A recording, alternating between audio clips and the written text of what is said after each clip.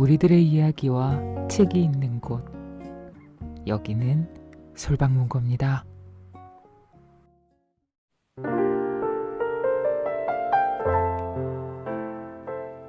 어서오세요. 여기는 솔방문고, 저는 주인장 박수리입니다. 오늘도 책 읽어볼게요.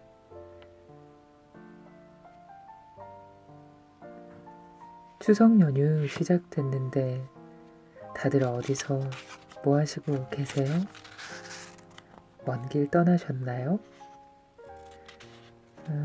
가족 수가 많든 적든 그걸 떠나서 좋아진 환경에서 나름대로의 의미를 찾아서 명절 연휴 잘 보내셨으면 좋겠습니다.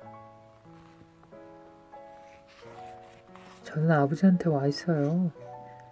얼마 전에 거금으로 산 마이크가 집에 있습니다.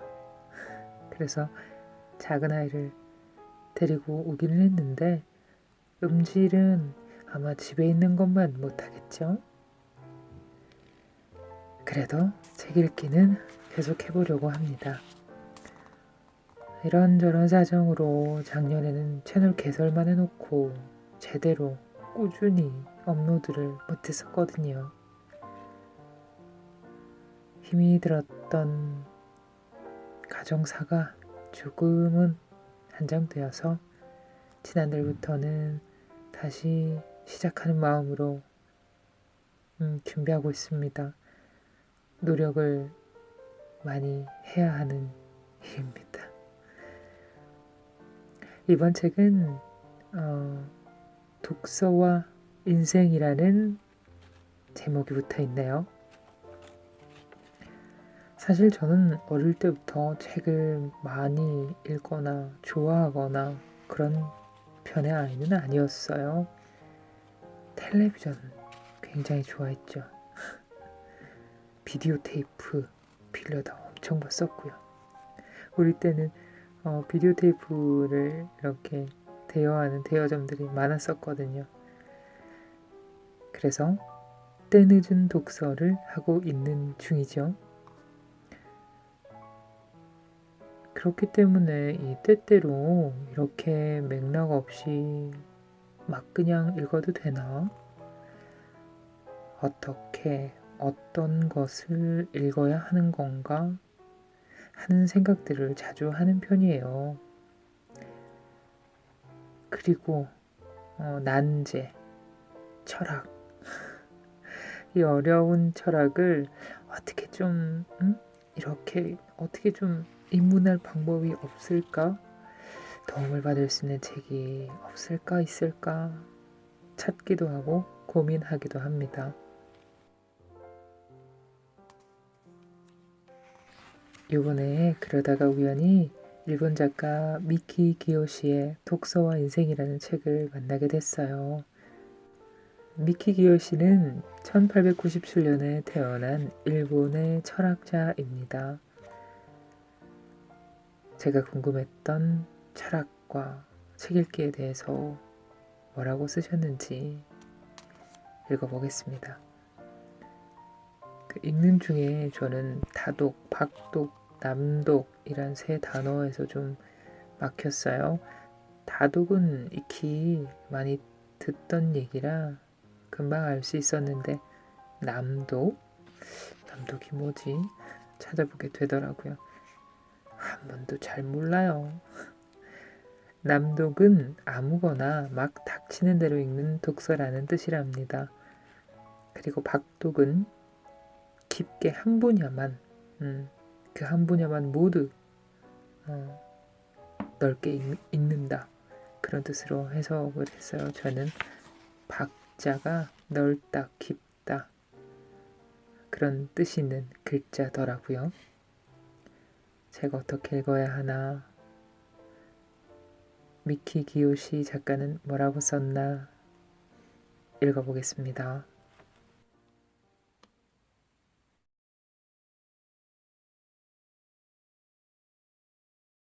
어떻게 책을 읽어야 할까? 1장.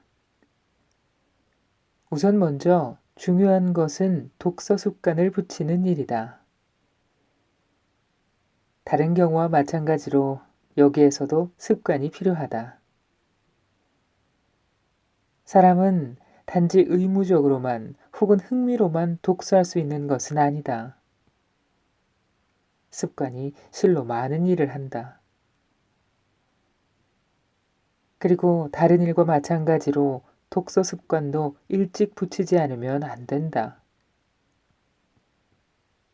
학창 시절에 독서 습관을 붙이지 못한 사람은 아마도 평생 독서의 재미를 알지 못할 것이다. 독서의 습관을 기르려면 여가 시간을 찾아내려고 애써야 한다. 그리고 인생에서 여가 시간을 찾아내려고만 하면 어디에나 다 있다. 아침 출근 전에 반 시간, 잠자기 전에 1시간, 독서를 위한 시간을 만들려고 하면 언제든지 가능하다. 현대 생활은 확실히 바쁘게 되어 있다. 하루 종일 방해받지 않고 독서할 수 있었던 옛사람들은 부러워할 만한 가치가 있을 것이다. 그러나 아무리 바쁜 사람도 자기가 좋아하는 것을 위해서는 여가 시간을 만들어낼 줄 안다.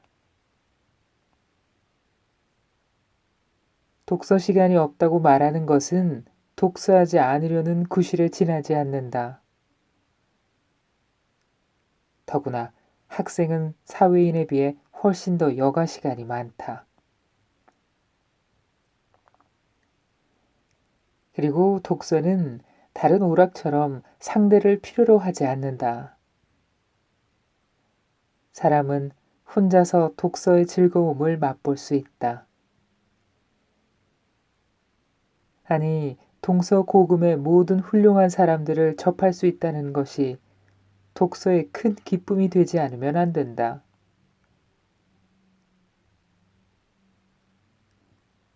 독서 시간을 만들기 위해 쓸데없이 분주하기만 한 생활을 정리할 수 있다면 인생이 그만큼 풍부해질 것이다. 독서는 마음을 차분하게 가라앉혀준다. 이것만 생각해도 침착성을 잃고 있는 현대 생활에서 독서가 갖는 의의가 클 것이다. 독서를 원하는 사람은 여가 시간을 찾아내는데 현명해야 하는 동시에 규칙적으로 독서하는 것을 잊어서도 안 된다. 날마다 예외 없이 일정한 시간에 설사 30분이라도 독서하는 습관을 기르는 것은 중요하다. 그리하여 20년간이나 계속할 수 있으면 그럭저럭 하는 사이에 훌륭한 학자가 되어 있을 것이다. 독서 습관은 독서를 위한 여가 시간을 만들어낸다. 독서할 시간이 없다고 말하는 사람은 독서 습관이 없다는 것을 가르쳐주고 있는 것이다. 독서 습관을 붙인 사람은 독서 속에서 아주 특별한 즐거움을 찾아내고 그 즐거움으로 인해 독서에서 멀어지지 않을 것이다. 다른 경우에 있어서와 마찬가지로 독서도 용기가 필요하다. 사람은 먼저 시작하지 않으면 안 된다. 우리가 언제나 독서하기에 좋은 상태에 놓여 있지 않다. 독서하기에 좋은 형편이 되었을 때 독서하려고 하면 끝내 독서하지 못할 것이다. 일단 독서하기 시작하면 들뜬 마음도 가라앉고 근심도 잊어버리고 불운도 개의치 않게 되어 모든 것이 다 독서하기에 좋은 상태가 될 것이다. 마지못해 시작했지만 이윽고 재미가 있어서 그만두지 못하게 되는 경우가 많다. 먼저 독서하면 독서에 적합한 기분이 들게 된다.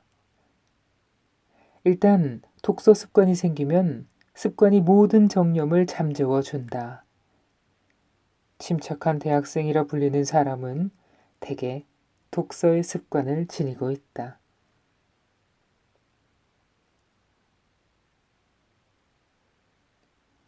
2장 독서는 일종의 기술이다. 모든 기술에는 일반적인 규칙이 있으므로 이것을 아는 것이 중요하다. 독서법에 관해서도 예로부터 많은 것이 씌어져 왔다. 그러나 기술은 일반적인 이론의 단순한 응용에 불과한 것이 아니다.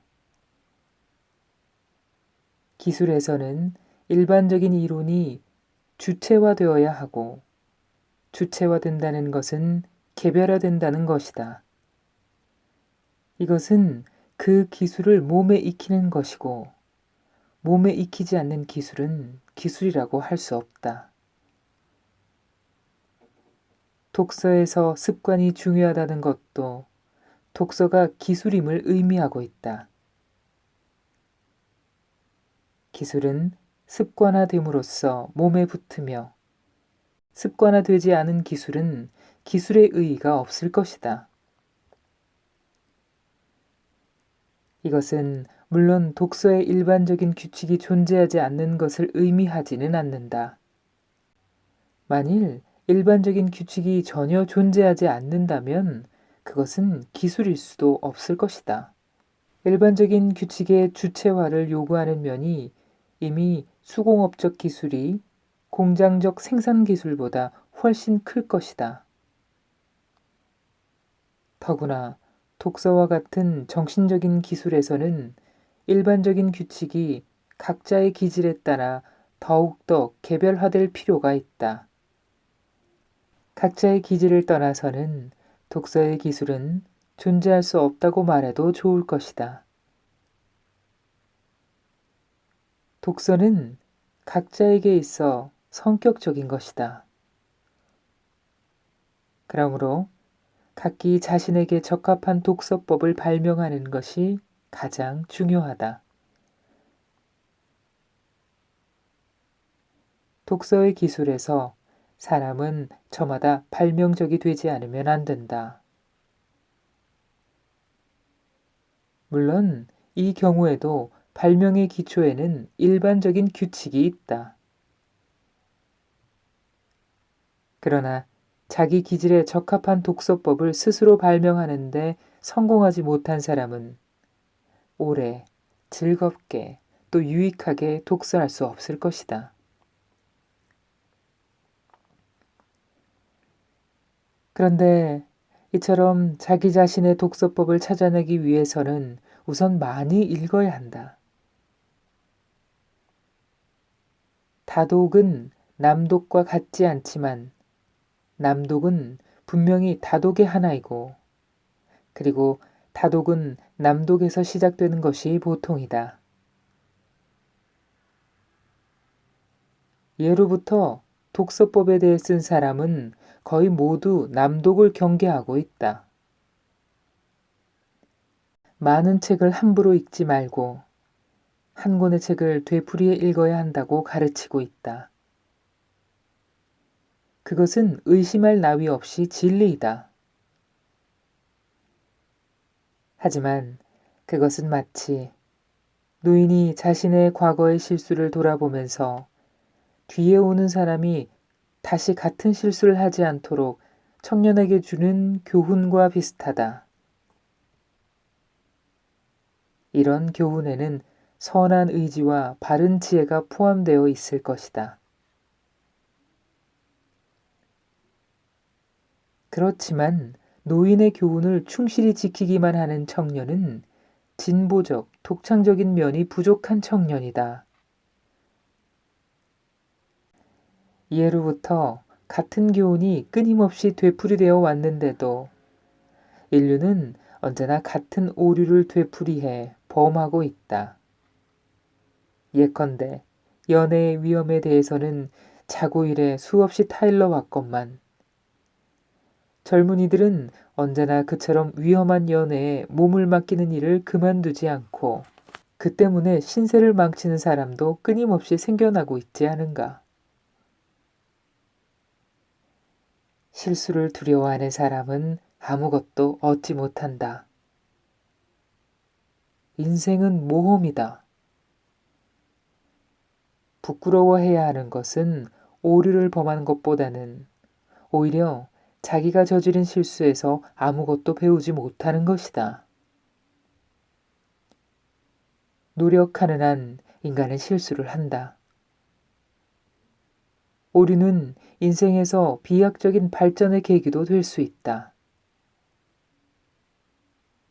그러므로 신 또는 자연은 노인의 경험에 기반을 둔 확실히 유익한 교훈이 많이 있음에도 불구하고 젊은이가 언제나 스스로 다시 새롭게 시작하도록 짜놓고 있다. 그렇다고 해서 물론 앞서간 사람이 주는 교훈이 뒤에 오는 사람에게 결코 무의미하다는 것은 아니다. 여기서 인생의 불가사의와 재미가 있다.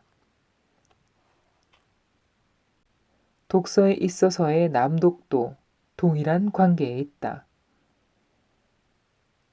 남독을 경계하는 것은 중요한 일이다. 그러나 사람은 남독의 위험을 통해 자신의 기질에 맞는 독서법에 도달할 수 있다. 한 권의 책을 정독하라고 하지만 특히 자신에게 필요한 한 권의 책이 과연 무엇인가는 많이 읽어보지 않고는 알 수 없지 않은가. 고전을 읽으라고 하지만 이미 그 고전이 동서고금에 걸쳐 무수히 존재하고 게다가 새로운 것을 알고 있지 않으면 고전의 새로운 의미를 발견할 수도 없을 것이다. 독서는 먼저 남독에서 시작되는 것이 보통이다. 그러나 언제까지고 남독 속에 머물러 있는 것은 좋지 않다. 참된 독서가는 거의 모두 남독에서 시작하고 있지만 남독에서 벗어나지 못하는 사람은 참된 독서가가 될 수 없다. 남독은 거기에서 벗어나기 위한 남독일 때 의미가 있다. 남독에 머무르지 말라는 것은 다독해서는 안 된다는 것이 아니다. 다독가가 아닌 독서가가 있을까? 오히려 독서가는 다독가의 별명이다. 속담에 현자는 단 한 권의 책만 읽은 사람을 두려워한다는 말이 있다. 사람은 많이 읽어야 한다. 독서의 필요성은 단 한 권의 책만 읽은 사람이 되지 않으려는데, 바꿔 말하면 일면적인 인간이 되지 않으려는 데 있다. 단지 자기 자신의 시대뿐만 아니라 또한 지나간 시대와 관련해서도 단지 자기 자신의 나라뿐만 아니라 또한 세계와 관련해서도 전체적인 생활과 사상에 대해 올바른 전망을 얻기 위해 많이 읽어야 한다. 즉, 독서에서 일반적인 교양에 항상 주의를 기울이는 것이 중요하다.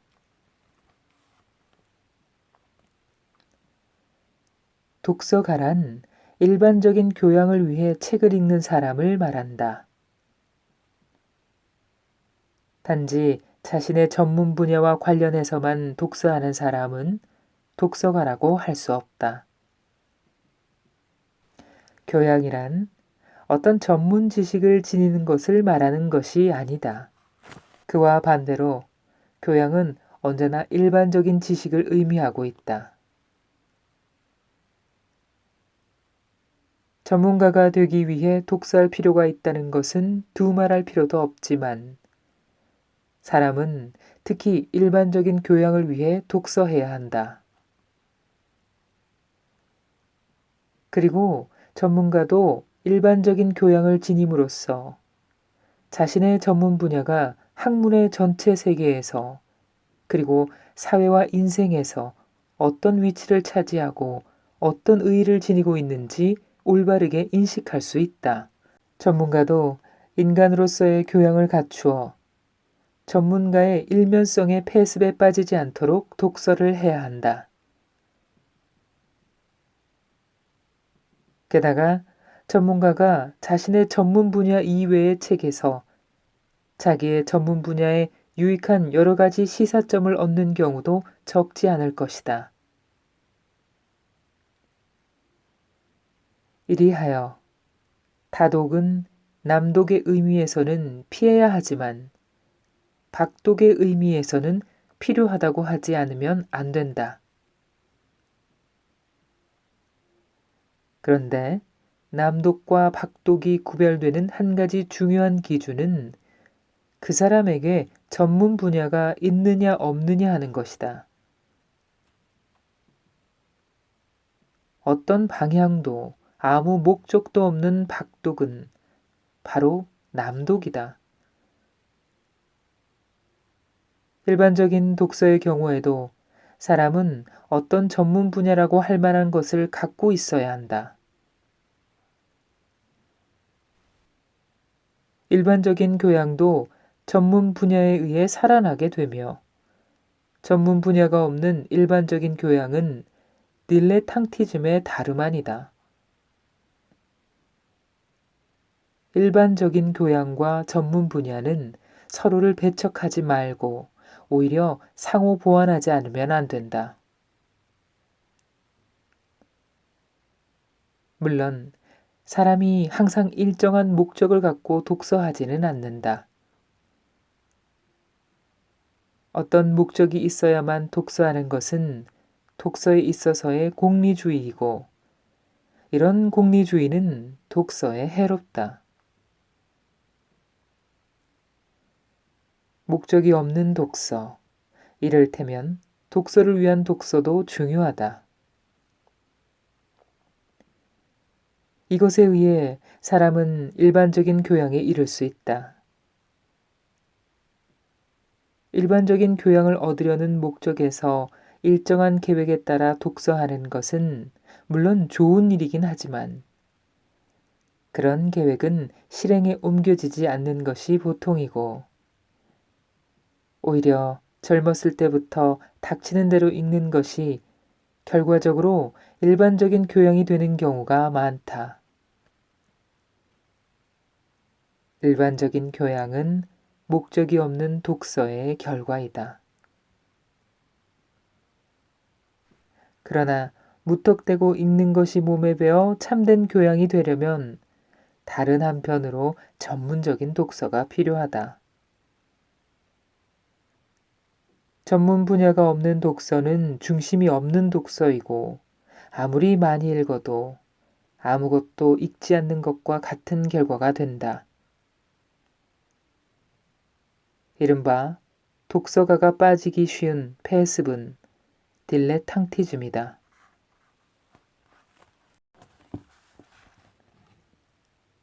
3장 어떻게 읽을 것인가 하는 문제는 무엇을 읽어야 하는가 하는 문제와 관련이 있다. 사람은 모든 책을 같은 방식으로 읽을 수 없고 또 같은 방식으로 읽어서도 안 된다. 폭넓게 읽으려면 책의 종류에 따라 읽는 방법을 바꿔야 한다. 여기서 독서의 기술이 있다. 무엇을 읽어야 하는가에 대해 생각할 때, 물론 좋은 책을 읽어야 하고 나쁜 책은 읽어서는 안 된다는 것은 분명한 사실이다. 나쁜 책을 읽는 것은 무익할 뿐만 아니라 나쁜 책을 읽는 사이에 좋은 것과 나쁜 것을 구별할 줄 모르게 될 위험이 있다.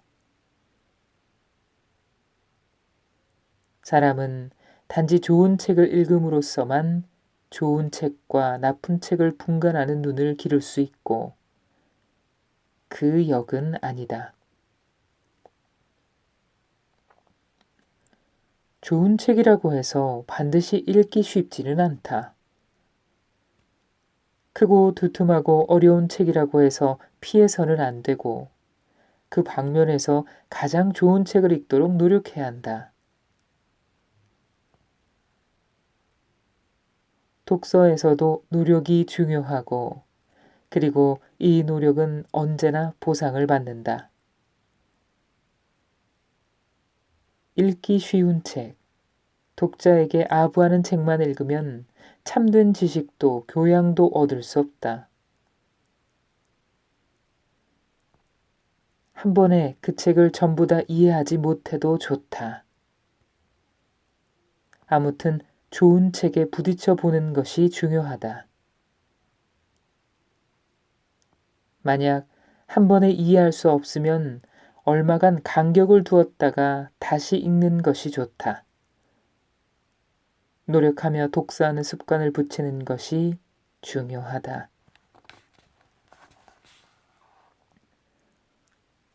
물론 어려운 책, 큰 책이 언제나 좋은 책이라는 식으로 오해해서는 안 된다.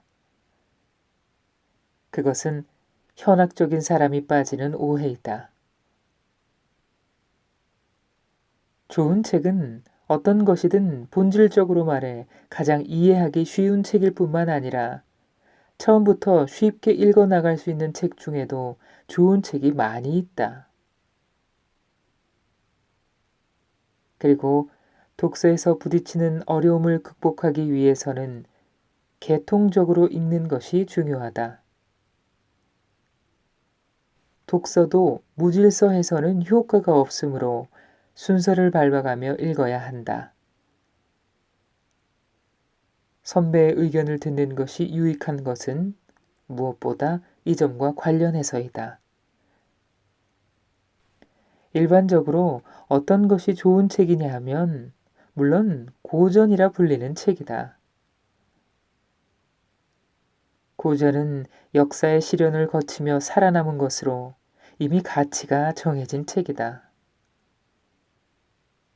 고전은 결코 낡아 못쓰게 되는 일이 없이 언제나 새롭고 싱싱한 면을 지니고 있다.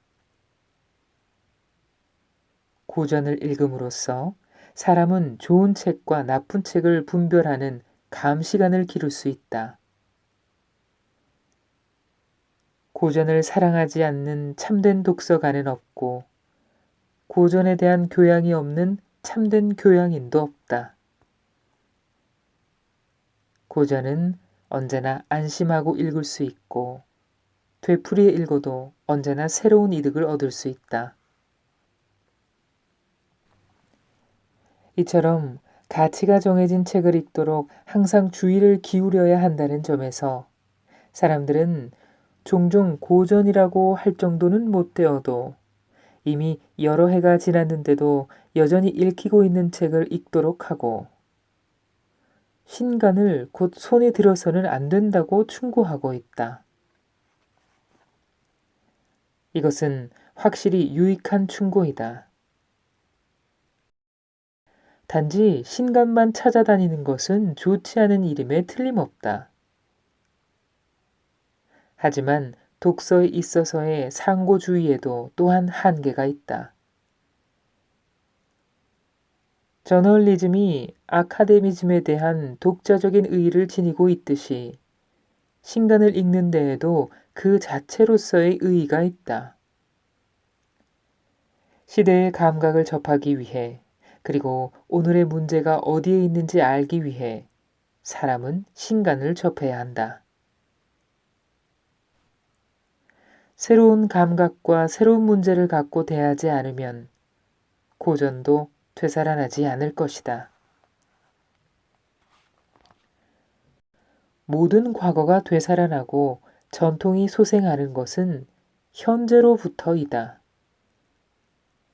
고전을 돌아보지 않는 것은 물론 나쁜 일이지만 신간을 두려워하는 것도 옳지 않다. 고전은 안심하고 읽을 수 있는 책인데 반해 신간을 읽는 것은 일종의 모험이다. 그러나 독서에서도 모험을 하지 않으면 얻는 것이 없다. 고전을 편애하고 신간을 혐오하는 사람의 경우에는 독서가 단지 취미로 흐르는 경향이 있고 일종의 딜레탕티즘에 빠지기 쉽다.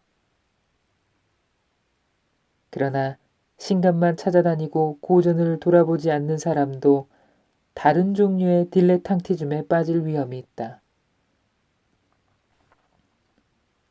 독서에도 연령이 있어 노인은 고전적인 책을 좋아하고 청년은 새로운 것을 찾는 것이 보통이다. 청년이 신간을 좋아하는 것은 그 지식욕이 왕성하다는 것을 보여주는 것으로 배척할 일이 못 되지만 거기에는 또한 단지 호기심의 포로가 될 위험성도 있다. 고전 때문에 신간을 경멸하지 않고 신간 때문에 고전을 망각하지 않는 것이 중요하다. 고전을 읽는 것이 중요하듯이 사람은 또한 항상 원전을 읽도록 주의를 기울여야 한다. 해설서나 참고서를 읽는 것도 물론 필요하지만 본질적으로는 원전을 중심으로 그것에 의존해야 한다. 원전은 언제나 가장 신뢰할 수 있는 책이다. 예컨대 플라톤이나 칸트와 관련해 1000가지의 문헌을 읽어도 원전을 읽지 않으면 그것을 되풀이해 읽지 않으면 깊이 근본적으로 배울 수 없다. 제3자가 쓴 해설서보다 원전이 본질적인 의미에서는 한층 더 이해하기 쉽다. 많은 참고서를 읽는 것보다 한 권의 원전을 되풀이해 읽는 것이 결국 그것을 파악하는 지름길이다. 게다가 원전은 종종 해설서보다 짧다는 이점을 지니고 있다. 원전을 읽는 것은 독서를 단순화하는 데 필요한 방법이다. 그것은 무엇보다 독서의 경제화, 간이화를 뜻한다. 앞에서 규칙적으로 읽을 필요가 있다고 했는데 원전의 경우에 특히 더 그럴 것이다. 책이 남이 읽어주는 것이 아니고 스스로 읽어야 하는 것이라면 이 스스로 읽을 필요성이 원전의 경우에는 절대적이다. 그런데 세상에는 문학상의 작품조차 스스로 읽지 않고 남이 쓴 해설이나 비평만 읽는 사람이 적지 않다. 사람은 언제나 원천에서 퍼올려야 한다. 원천은 언제나 새롭고 풍부하다. 원전을 읽음으로써 자기 자신의 견해를 가장 많이 얻을 수 있다.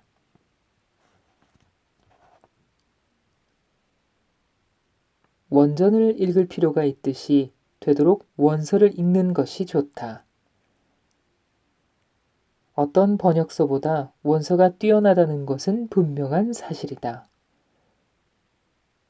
원서가 지니고 있는 미묘한 맛과 섬세한 감각은 번역에 의해 전달될 수 없다. 게다가 번역은 이미 해석이라는 것을 알아야 한다. 사람은 원서로 읽는 어려움을 피해서는 안 된다. 번역서로 읽는 것이 원서로 읽는 것보다 빠르기는 하지만 천천히 읽는 것은 그만큼 스스로 생각하면서 읽는 여유를 주기도 한다. 그리고 이것은 중요한 일이다. 원서를 읽으려면 어학력이 있어야 하는데 그 어학이라는 것도 결코 수단에 불과한 것이 아니라 오히려 어학 자체가 하나의 중요한 교양이다. 하나의 국어는 그 민족 정신의 표현이고 그 사상의 축적이라고 할 수 있다. 물론 모든 책을 원어로 읽는 것은 불가능한 일이고 또 어느 경우에나 다 원어로 읽어야만 하는 것도 아니다. 원어로 읽을 수 없다는 이유로 그것을 읽지 않는다는 것은 나쁜 구실이다. 또한 아쉬운 대로 번역으로 읽어도 충분한 책도 많다. 그러나 중요한 책은 가능한 한 원서로 읽도록 해야 한다. 번역서 쪽이 간단하다고 해서 원어로 읽는 것을 피하려고 하는 것은 독서에 있어서의 편의주의이며 이 편의주의는 독서에서 해롭다. 좋은 책을 읽어야 하는 것이 분명한 사실이라 하더라도 어떤 것이 좋은 책인지 분간하기란 쉬운 일이 아니다. 고전이라 불리는 것은 좋은 책임에 틀림없지만 그 고전도 숫자가 많아 선택이 필요하고 특히 신간의 경우에는 선택하기가 더욱더 어렵다. 스스로 직접 모든 책을 검토해 볼 수 없다면 독서의 지침으로 다른 사람들이 열거해 놓은 목록이나 신간 소개 등에 의존하며 이미 정평이 나 있는 것을 읽어야 한다. 그러나 정평이나 남의 의견에만 의존하는 것은 위험하다. 독서에서도 사람은 자주적이고 발견적인 태도를 지니는 것이 중요하다. 각기 자신에게 적합한 독서법을 찾아내야 하듯이 자신에게 맞는 책을 찾아내려고 애써야 한다.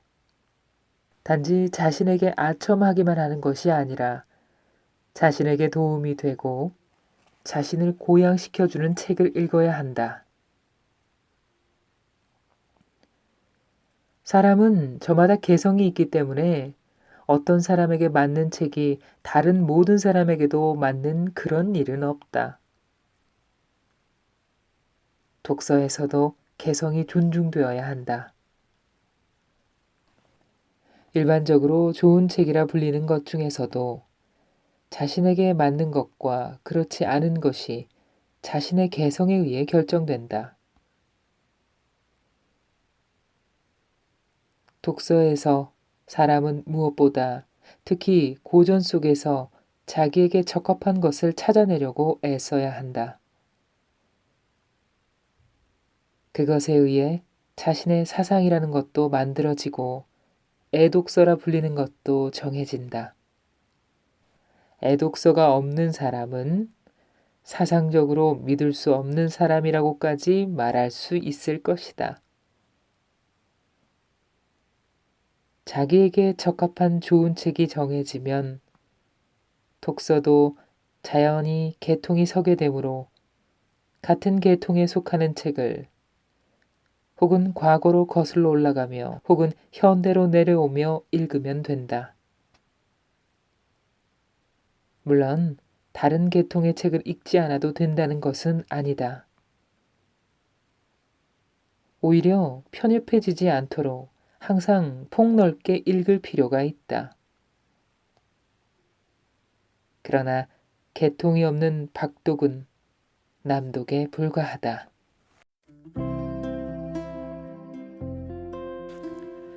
네, 낭독을 들으셨습니다. 매우 원론적인 이야기죠? 맞아요. 근데요, 생각해보니까 저는 많은 순간에 이 원론적인 부분을 잘 잊어버리는 것 같아요. 항상 뭐 특별한 거, 다른 방법, 좀 더 쉽게, 빨리 해결할 수 있는 방법을 찾아 헤맬 때가 많거든요.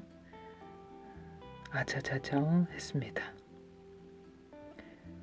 그래요. 고전이 힘들어도 내 속도에 맞게 천천히 조바심 내지 말고 들여다 봐야겠네요. 고전은.